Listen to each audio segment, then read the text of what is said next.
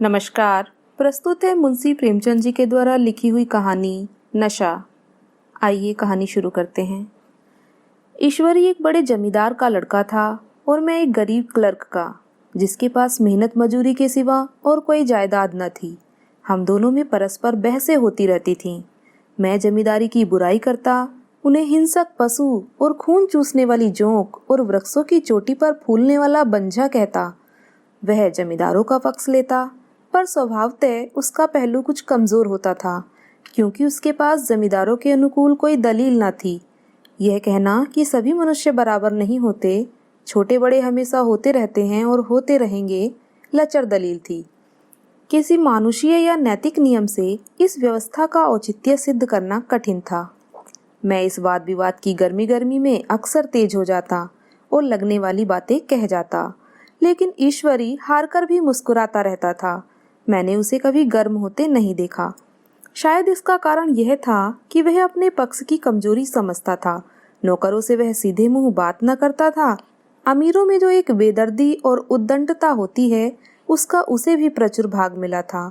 नौकर ने बिस्तर लगाने में जरा भी देर की, दूध जरूरत से ज्यादा गर्म या ठंडा हुआ, साइकिल अच्छी तरह साफ नहीं हुई तो वह आपे से बाहर हो जाता। सुस्ती बदतमीजी उसे जरा भी बर्दाश्त न थी, पर दोस्तों से और विशेषकर मुझसे उसका व्यवहार सौहार्द और नम्रता से भरा होता था। शायद उसकी जगह मैं होता तो मुझ में भी वही कठोरताएं पैदा हो जाती जो उसमें थीं, क्योंकि मेरा लोक प्रेम सिद्धांतों पर नहीं, निजी दशाओं पर टिका हुआ था। लेकिन वह मेरी जगह होकर भी शायद अमीर ही रहता, क्योंकि वह प्रकृति से ही विलासी और ऐश्वर्यप्रिय था। अब की दशहरे की छुट्टियों में मैंने निश्चय किया कि घर न जाऊंगा। मेरे पास किराए के लिए रुपए न थे और न मैं घर वालों को तकलीफ देना चाहता था। मैं जानता हूँ वे मुझे जो कुछ देते हैं वह उनकी हैसियत से बहुत ज़्यादा है।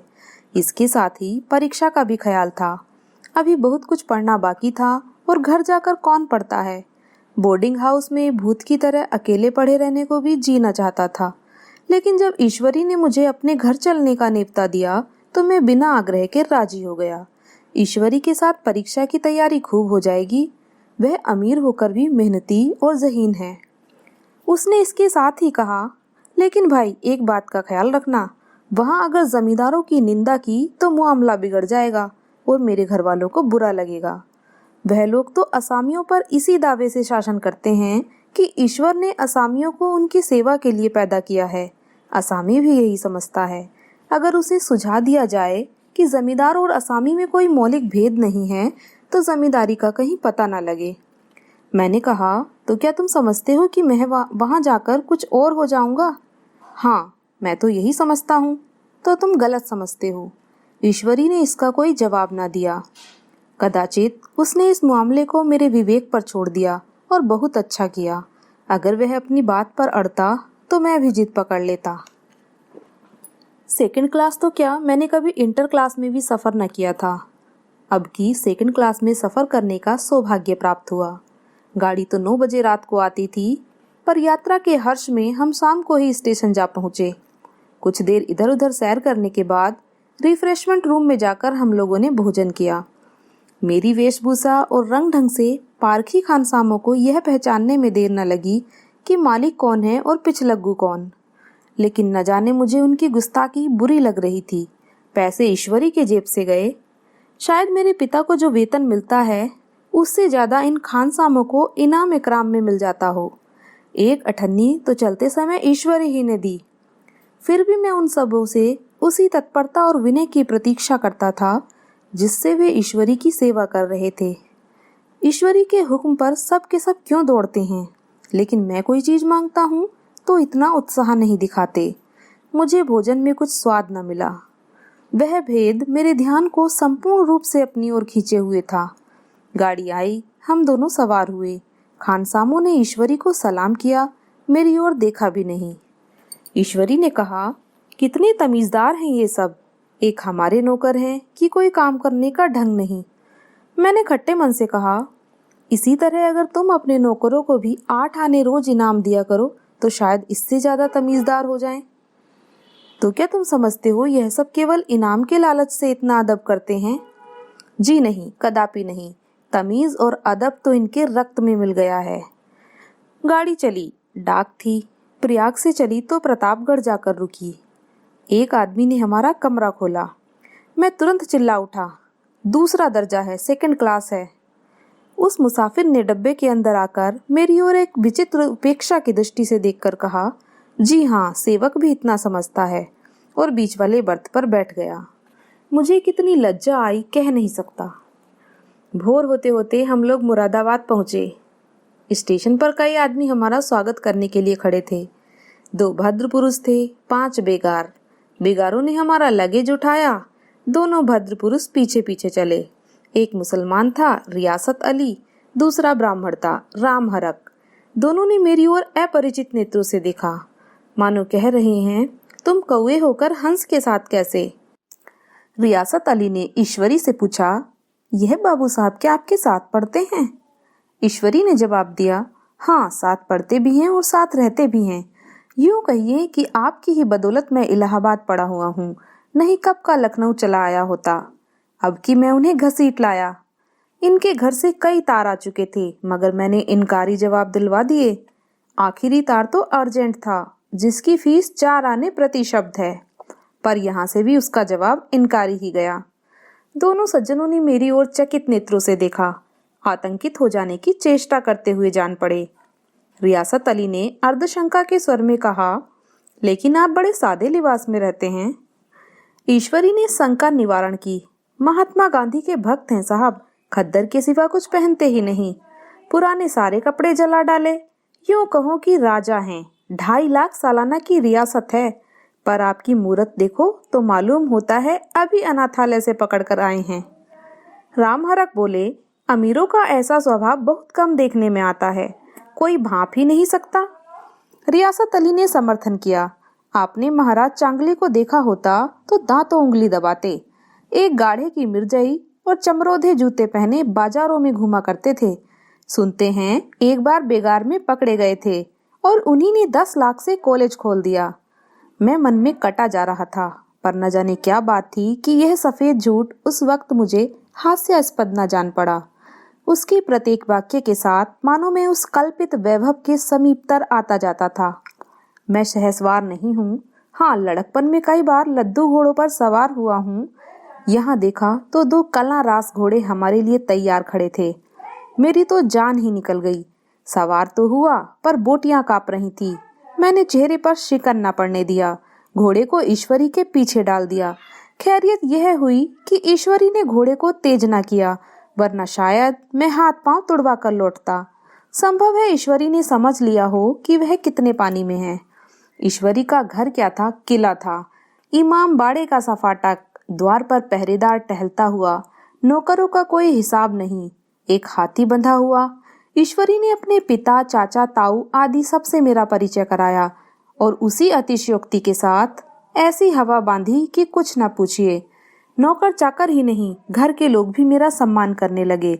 देहात के जमींदार, लाखों का मुनाफा, मगर पुलिस कांस्टेबल को भी अफसर समझने वाले कई महाशय तो मुझे हुजूर हुजूर कहने लगे। जब जरा एकांत हुआ तो मैंने ईश्वरी से कहा, तुम बड़े शैतान हो यार, मेरी मिट्टी क्यों पलीद कर रहे हो? ईश्वरी ने सुदृढ़ मुस्कान के साथ कहा, इन गधों के सामने यही चाल जरूरी थी, वरना सीधे मुंह बोलते भी नहीं। जरा देर बाद एक नाई हमारे पांव दबाने आया। कुंवर लोग स्टेशन से आए हैं, थक गए होंगे। ईश्वरी ने मेरी ओर इशारा करके कहा, पहले कुंवर साहब के पांव दबा। मैं चारपाई पर लेटा हुआ था। मेरे जीवन में शायद ही कभी हुआ हो कि किसी ने मेरे पांव दबाए हों। मैं इसे अमीरों के चोंचले, रईसों का गधापन और बड़े आदमियों की मुटरमदी और जाने क्या क्या कहकर ईश्वरी का परिहास किया करता। और आज मैं पोतड़ों का रईस बनने का स्वांग भर रहा था। इतने में 10 बज गए। पुरानी सभ्यता के लोग थे। नई रोशनी अभी केवल पहाड़ की चोटी तक पहुंच पाई थी। अंदर से भोजन का बुलावा आया। हम स्नान करने चले। मैं हमेशा अपनी धोती खुद छांट लिया करता हूँ, मगर यहाँ मैंने ईश्वरी की ही भांति अपनी धोती भी छोड़ दी। अपने हाथों अपनी धोती छांटते शर्मा रही थी। अंदर भोजन करने चले। होटल में जूते पहने मेज पर डटते थे, यहाँ पाँव धोना आवश्यक था। कहार पानी लिए खड़ा था। ईश्वरी ने पाँव बढ़ा दिए। कहार ने उसके पाँव धोए। मैंने भी पांव बढ़ा दिए। कहार ने मेरे पांव भी धोए। मेरा वह विचार न जाने कहाँ चला गया था। सोचा था वहां देहात में एकाग्र होकर खूब पढ़ेंगे, पर वहां सारा दिन सैर सपाटे में कट जाता था। कहीं नदी में बजरे पर सैर कर रहे हैं, कहीं मछलियों या चिड़ियों का शिकार खेल रहे हैं, कहीं पहलवानों की कुश्ती देख रहे हैं, कहीं शतरंज पर जमे हैं। ईश्वरी खूब अंडे मंगवाता और कमरे में स्टोव पर आमलेट बनते। नौकरों का एक जत्था हमेशा घेरे रहता।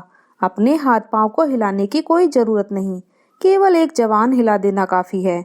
नहाने बैठे तो आदमी नहलाने को हाजिर, लेटे तो आदमी पंखा झलने को खड़े। मैं महात्मा गांधी का कुंवर चेला मशहूर था। भीतर से बाहर तक मेरी धाक थी। नाश्ते में जरा भी देर न होने पाए, कहीं कुंवर साहब नाराज ना हो जाएं। बिछावन ठीक समय पर लग जाए। कुंवर साहब के सोने का समय आ गया। मैं ईश्वरी से भी ज्यादा नाजुक दिमाग बन गया था, या बनने पर मजबूर किया गया था। ईश्वरी अपने हाथ से बिस्तर बिछा ले, लेकिन कुंवर मेहमान अपने हाथों से कैसे अपना बिछावन बिछा सकते हैं? उनकी महानता में बट्टा लग जाएगा। एक दिन सचमुच यही बात हो गई। ईश्वरी घर में थे। शायद अपनी माता से कुछ बातचीत करने में देर हो गई। यहाँ 10 बज गए। मेरी आंखें नींद से झपक रही थी, मगर बिस्तर कैसे लगाऊं? कुंवर जो ठहरा। कोई 11:30 बजे मेहरा आया। बड़ा मुंह लगा नौकर था। घर के धंधों में मेरा बिस्तर लगाने की उसे सुधि न रही। अब जो याद आई तो भागा हुआ आया। मैंने ऐसी डांट बताई कि उसने भी याद किया होगा। ईश्वरी मेरी डांट सुनकर बाहर निकल आया और बोला, तुमने बहुत अच्छा किया। यह सब हरामखोर इसी व्यवहार के योग्य हैं। इसी तरह ईश्वरी एक दिन एक जगह दावत में गया हुआ था। शाम हो गई पर लैंप न जला। लैंप मेज पर रखा हुआ था, दिया सलाई भी वही थी, लेकिन ईश्वरी खुद का भी लैंप नहीं जलाता। फिर कुंवर साहब कैसे जलाए? मैं झुंझला रहा था। समाचार पत्र आया हुआ रखा था, जी उधर लगा हुआ था, पर लैंप नदारद। देवयोग से उसी वक्त मुंशी रियासत अली आ निकले। मैं उन्हीं पर उबल पड़ा। ऐसी फटकार लगाई कि बेचारा उल्लू हो गया। तुम लोगों को इतनी फिक्र भी नहीं कि लैंप जलवा दो? मालूम नहीं ऐसे कामचोर आदमियों का यहाँ कैसे गुजर होता है। मेरे यहाँ घंटे भर निर्वाह न हो। रियासत अली ने कांपते हुए हाथों से लैंप जला दिया। वहां एक ठाकुर अक्सर आया करता था। कुछ मन चला आदमी था, महात्मा गांधी का परम भक्त। मुझे महात्मा जी का चेला समझकर मेरा लिहाज करता था, पर मुझसे कुछ पूछते संकोच करता था। एक दिन मुझे अकेला देखकर आया और हाथ बांधकर बोला, सरकार तो गांधी बाबा के चेले हैं ना? लोग कहते हैं कि यहाँ सुराज हो जाएगा तो जमींदार न रहेंगे। मैंने शान जमाई, जमींदारों के रहने की जरूरत ही क्या है? यह लोग गरीबों का खून चूसने के सिवा और करते क्या हैं? ठाकुर ने फिर पूछा, तो क्या सरकार सब जमींदारों की जमीन छीन ली जाएगी? मैंने कहा, बहुत से लोग खुशी से दे देंगे, जो लोग खुशी से ना देंगे उनकी जमीन छीननी ही पड़ेगी। हम लोग तो तैयार बैठे हुए हैं। ज्यों ही स्वराज्य हुआ, अपने सारे इलाके असामियों के नाम हिब्बा कर देंगे। मैं कुर्सी पर पांव लटकाए बैठा था। ठाकुर मेरे पांव दबाने लगा, फिर बोला, आजकल जमींदार लोग बड़ा जुल्म करते हैं सरकार। हमें भी हुजूर अपने इलाके में थोड़ी सी जमीन दे दें तो चलकर वहीं आपकी सेवा में रहें। मैंने कहा, अभी तो मेरा कोई अख्तियार नहीं है भाई, लेकिन जो ही अख्तियार मिला मैं सबसे पहले तुम्हें बुलाऊंगा। तुम्हें मोटर ड्राइवरी सिखाकर अपना ड्राइवर बना लूंगा। सुना उस दिन ठाकुर ने खूब भंग पी और अपनी स्त्री को खूब पीटा और गांव के महाजन से लड़ने पर तैयार हो गया। छुट्टी इस तरह तमाम हुई और हम फिर प्रयाग चले। गांव के बहुत से लोग हम लोगों को पहुंचाने आए। ठाकुर तो हमारे साथ स्टेशन तक आया। मैंने भी अपना पार्ट खूब सफाई से खेला और अपनी कुबेरोचित विनय और देवत्व की मुहर हर एक हृदय पर लगा दी। जी तो चाहता था हर एक को अच्छा इनाम दूं, लेकिन यह सामर्थ्य कहाँ थी। वापसी टिकट था ही, केवल गाड़ी में बैठना था। पर गाड़ी आई तो ठसाठस भरी हुई। दुर्गा पूजा की छुट्टियां भोगकर सभी लोग लौट रहे थे। सेकंड क्लास में तिल रखने की जगह नहीं। इंटर क्लास की हालत उससे भी बदतर। यह आखिरी गाड़ी थी, किसी तरह रुक न सकते थे। बड़ी मुश्किल से तीसरे दर्जे में जगह मिली। हमारे ऐश्वर्य ने वहां अपना रंग जमा लिया, मगर मुझे उसमें बैठना बुरा लग रहा था। आए थे आराम से लेटे लेटे, जा रहे थे सिकुड़े हुए। पहलू बदलने की भी जगह न थी। कई आदमी पढ़े लिखे भी थे, आपस में अंग्रेजी राज्य की तारीफ करते जा रहे थे। एक महाशय बोले, ऐसा न्याय तो किसी राज्य में नहीं दिखा। छोटे बड़े सब बराबर, राजा भी किसी पर अन्याय करे तो अदालत उसके भी गर्दन दबा देती है। दूसरे सज्जन ने समर्थन किया, अरे साहब, आप खुद बादशाह पर दावा कर सकते हैं, अदालत में बादशाह पर डिग्री हो जाती है। एक आदमी जिसकी पीठ पर बड़ा सा गट्ठर बंधा था, कलकत्ते जा रहा था। कहीं गठरी रखने की जगह न मिलती थी, पीठ पर बांधे हुए था। इससे बेचैन होकर बार बार द्वार पर खड़ा हो जाता। मैं द्वार के पास ही बैठा हुआ था। उसका बार बार आकर मेरे मुंह को अपनी गठरी से रगड़ना मुझे बहुत बुरा लग रहा था। एक तो हवा यूं ही कम थी, दूसरे उस गंवार का आकर मेरे मुंह पर खड़ा हो जाना मानो मेरा गला दबाना था। मैं कुछ देर जब्त किए बैठा रहा। एकाएक मुझे क्रोध आ गया। मैंने उसे पकड़कर ढकेल दिया और 2 तमाचे जोर जोर से लगाए। उसने आंखें निकालकर कहा, क्यों मारते हो बाबूजी, हमने भी किराया दिया है। मैंने उठकर 2-3 तमाचे और जड़ दिए। गाड़ी में तूफान आ गया। चारों ओर से मुझ पर बौछार पड़ने लगी। अगर इतने नाजुक मिजाज हो तो अव्वल दर्जे में क्यों नहीं बैठे? कोई बड़ा आदमी होगा तो अपने घर का होगा। मुझे इस तरह मारते तो दिखा देता। क्या कसूर किया था बेचारे ने? गाड़ी में सांस लेने की जगह नहीं, खिड़की पर जरा सांस लेने खड़ा हो गया तो उस पर इतना क्रोध। अमीर होकर क्या आदमी अपनी इंसानियत बिल्कुल खो देता है? यह भी अंग्रेजी राज है जिसका आप बखान कर रहे थे। एक ग्रामीण बोला, दफ्तरन में घुसन तो पावत नहीं, उस पर इतना मिजाज। ईश्वरी ने अंग्रेजी में कहा, what an idiot you are बिर। और मेरा नशा कुछ कुछ उतरता हुआ मालूम होता था। कहानी सुनने के लिए धन्यवाद। अगर आपको मेरी आवाज़ में कहानी सुनना पसंद है तो मेरे चैनल को सब्सक्राइब कर लीजिए और मेरे वीडियोस को दोस्तों में शेयर कीजिए। धन्यवाद।